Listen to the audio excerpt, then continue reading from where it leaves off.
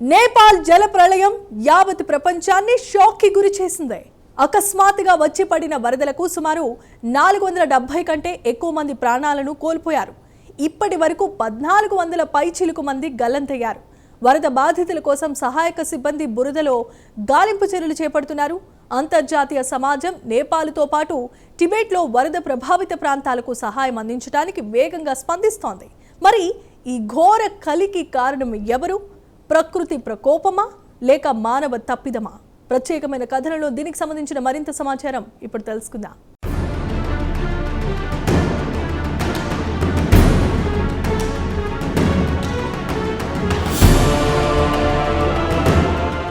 నేపాల్ జల ప్రళయం యావత్ ప్రపంచాన్ని షాక్కి గురిచేసింది. అకస్మాత్తుగా వచ్చిన వరదలకు సుమారు 470 కంటే ఎక్కువ మంది ప్రాణాలు కోల్పోయారు. గంట గంటకు మృతుల సంఖ్య పెరుగుతూ పోతోంది. అలాగే గల్లంతైన వారి సంఖ్య కూడా 1400 పైమాతాయి. అయితే నేపాల్లో వార్నింగ్ సిస్టమ్ విఫలమైందన్న టాక్ వినిపిస్తోంది. ఎందుకంటే ప్రాణాంతక వరదలు సంభవించిన 16 నిమిషాల తర్వాతే హెచ్చరికలు జారీ చేయబడింది. వరదలొచ్చి 2 రోజులు గడిచినా నేపాల్లో ఆకస్మిక వరదల వల్ల మరణించిన వారి సంఖ్య పెరుగుతూనే ఉంది. ఇక నేపాల్లో వార్నింగ్ సిస్టమ్ చక్కగా పనిచేసి ఉంటే మృతుల సంఖ్య చాలా వరకు తగ్గేదంటున్నారు నిపుణులు. చైనాతో సమన్వయం లేకపోవడం, అదే సమయంలో సాంప్రదాయ వ్యవస్థలపై ఆధారపడడం వల్లే తొలి హెచ్చరిక జారీ చేయడంలో తీవ్ర జాప్యం జరిగిందని అధికారులు చెబుతున్నారు. చైనాలోని టిబెట్ ప్రాంతం నుండి రుసువా గది మీదుగా నేపాల్లోకి వరద నీరు ఉధృతంగా ప్రవహించింది.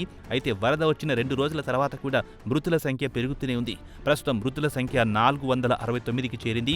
అలాగే గల్లంతైన వారి సంఖ్య 1400కు పైచిలుకే అంటున్నారు. వరద ప్రభావిత నేపాల్, టిబెట్ ప్రాంతాలకు సాయం అందించడానికి అంతర్జాతీయ సమాజం వేగంగా స్పందించింది. సహాయక బృందాలు బురదలో నడుస్తూ ప్రాణాలతో బయటపడిన వారి కోసం గాలింపు చర్యలు చేపడుతున్నారు.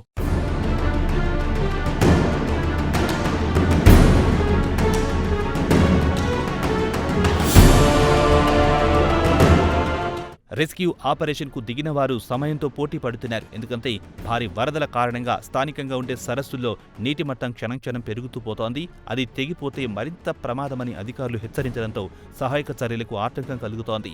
ఇవన్నీ ఒకెత్తైతే ఈ గందరగోళం మధ్య అనేక ప్రశ్నలు ఉత్పన్నమవుతున్నాయి. ఈ ప్రాణాంతకమైన ఆకస్మిక వరదల కారణం ఏంటి అని ప్రజలు తర్జన భర్జన పడుతున్నారు. హిమనీ నదం లేదా గ్లేసియర్ కూలిపోవడం వల్లనే మంచు శిథిలాలు భారీగా ప్రవహించాయని శాస్త్రవేత్తలు చెబుతున్నారు. మరి అలాంటి పరిస్థితి వచ్చినప్పుడు నేపాల్ ప్రభుత్వం ప్రజలను సరైన సమయంలో ఎందుకు హెచ్చరించలేదని ప్రజలు ప్రభుత్వాన్ని నిలదీస్తున్నారు. ఇక గత బుధవారం నాడు జరిగిన ఘటన విషయానికొస్తే నేపాల్లో గత బుధవారం నాడు అంటే ఆగస్టు 26న స్థానిక కాలమానం ప్రకారం ఉదయం 8:30 ప్రాంతంలో నేపాల్ టిబెట్ పర్వత సరిహద్దు సమీపంలో రాజధాని ఖాట్మాండ్కు ఉత్తరాన సుమారు 60 కిలోమీటర్ల దూరంలో ఉన్న నేపాల్లోని లాంగ్టాంగ్ జాతీయ పార్కులో హిమాలయాల్లోని ఓ భారీ హిమనీ నద భాగం విడిపోయి లోయ అడుగు భాగంపై కుప్పకూలింది.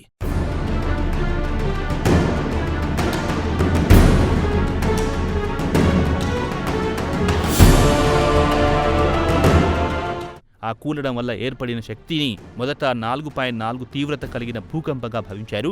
ఆ తర్వాత అది భూకంపం కాదు, హిమనీ నదానికి సంబంధించిన రాళ్లు మంచుపై నుంచి కూలిపోవడం వల్లే ఆ ప్రకంపనలు సంభవించాయని, దాని తీవ్రత 5.2గా నమోదైందని యుఎస్ జియోలాజికల్ సర్వే తర్వాత వెల్లడించింది. మంచు పెళ్లలు పైనుంచి కూలిపోవడం వల్ల నీరు, బురద, రాళ్లు, మంచు భారీగా లోయల గుండా ఉధృతంగా ప్రవహించి లెండెఖోలా, భోటెఖోషి, త్రిశూలి నదుల్లోకి కొట్టుకుపోయాయి. నేపాల్ టిబెట్లను కలిపే గిరాంగ్ సరిహద్దు పోస్టు వద్ద ఉధృతంగా ప్రవహిస్తున్న నీరు అక్కడే ఉన్న భవనాలు తుడిచిపెట్టింది.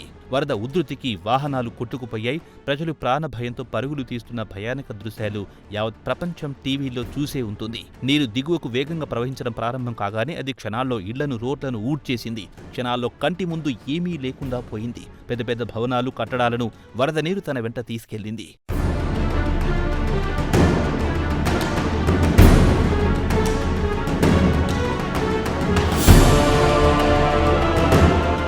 ఇక వార్నింగ్ సిస్టమ్ విఫలం కావడానికి గల కారణాలను నేపాల్ న్యూస్ ఒక ఆర్టికల్ను ప్రచురించింది.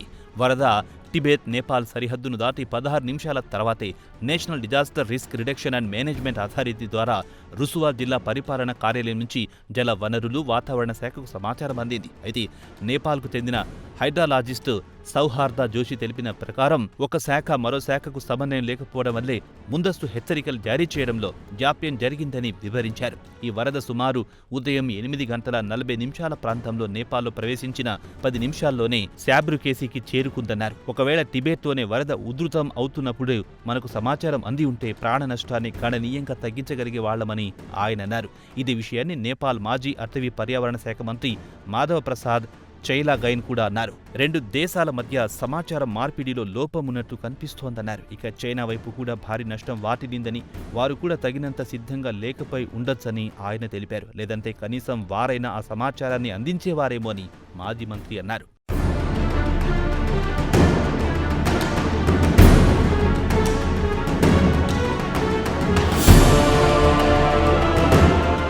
ప్రస్తుతం హిమానీ నద సరస్సుల విస్ఫోటన వరదలను పర్యవేక్షించడానికి నేపాల్, చైనా మధ్య ఓ సరిహద్దు ముందస్తు హెచ్చరిక వ్యవస్థ ఉండేది. ఈ వ్యవస్థ గత కొన్ని సంవత్సరాలుగా సకాలంలో హెచ్చరికలు జారీ చేస్తూ ప్రాణ నష్టాన్ని సమర్థవంతంగా నివారిస్తూ వస్తోంది. మరి ఈసారి ఎక్కడ పొరపాటు జరిగింది అంటే హిమాలయ ముందస్తు వరద హెచ్చరిక వ్యవస్థ సాంప్రదాయ నది గేజ్ల నెట్వర్క్పై ఆధారపడి పనిచేసేది.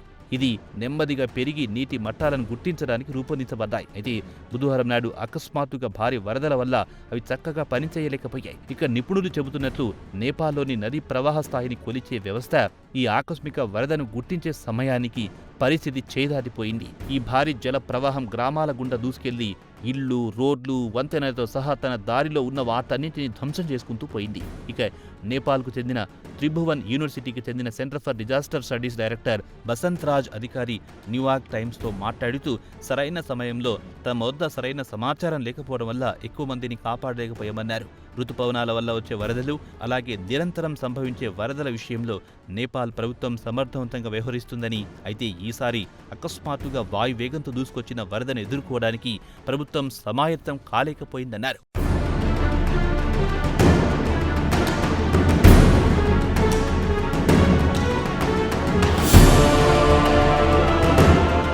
ఎగువ మంచురాతి హిమపాతాన్ని గుర్తించడానికి పర్యవేక్ష పరికరాలుంటాయని చైనీస్ అకాడమీ ఆఫ్ సైన్సెస్కు చెందిన పర్వత ప్రమాదాల నిపుణులు కాంక్షి చింగ్ ది పేపర్ అనే పత్రికతో మాట్లాడుతూ సిద్ధాంతపరంగా ఎగువ మంచురాతి హిమపాతాన్ని గుర్తించడం వల్ల సుమారు 20 నిమిషాలు హెచ్చరికకు లభిస్తుందని, అయితే హిమానీ నది కూలిన ప్రాంతంలో పర్యవేక్షక పరికరాలు పరిమితంగా ఉండడం, అలాగే విపత్తు నేపాల్ వైపు జరిగింది. సెన్సార్లు ఏదైనా అసాధారణ విషయాన్ని పసిగట్టేలోపే కొండ చర్యలు విరిగిపడ్డం అప్పటికే మొదలై ఉండొచ్చునని కాంక్షిచాంగ్ ది పేపర్కు వివరించారు. హిమానీ నదం కూలిపోయిన ప్రదేశం కూడా హెచ్చరిక జారీలో ఆలస్యానికి దోహదపడిందని నిపుణులు అంటున్నారు. ఈ కొండచర్య విపత్తు నేపాల్లోని లాంగ్టాంగ్ పర్వత శ్రేణికి ఉత్తర దిశలో సంభవించింది. ఈ ప్రాంతంలో చాలా తక్కువ మంది ప్రజలు నివసిస్తారు. అలాగే అక్కడ జియాలజిస్టులు ఎక్కువగా లేకపోవడం వల్ల పెద్దగా పర్యవేక్షణ ఉండదు. అందుకే బుధవారం నాడు సంభవించిన హిమానీ నదం కూలిపోయే ఘటనల గురించి ఇతరులకు తెలియడానికి తగినంత సమాచారం అందుబాటులో లేకపోవడం వల్ల భారీ మొత్తంలో ప్రాణ నష్టం సంభవించిందని నిపుణులు అంటున్నారు.